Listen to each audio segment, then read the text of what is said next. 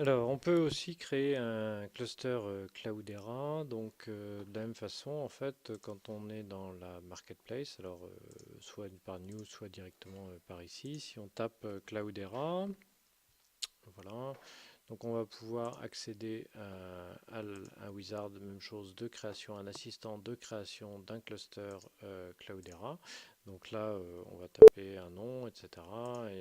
Et cluster name, username, une clé SSH, etc. Et puis ensuite, la configuration. Donc là, systématiquement, ce sont toujours des D14 qui sont utilisés avec leur 800 Go de SSD qui sont disponibles en fait par VM. Donc si on regarde ici, hop, si on regarde par exemple dans la partie pricing des machines virtuelles, Linux Virtual Machines, donc on va prendre la partie D14. Donc ici D14 en fait c'est là où on retrouve bien les 800 Go en fait de disques locaux qui sont ici. Donc ce sont les disques en fait disponibles en SSD. Donc il utilise ça. Contrairement à Hortonworks qui crée des disques de données sur le blob storage. Voilà.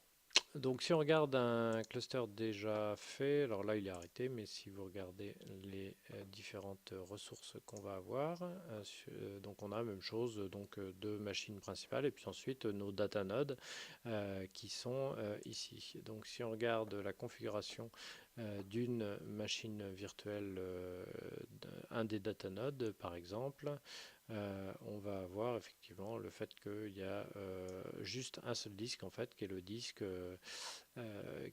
OS. Donc ça c'est le disque attaché au blob storage. Et puis par ailleurs il y a les 800 Go de disques locaux qui sont utilisés pour participer à l'HDFS de Cloudera.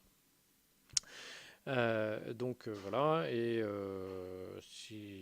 enfin, voilà la façon en fait dont est organisé le cluster.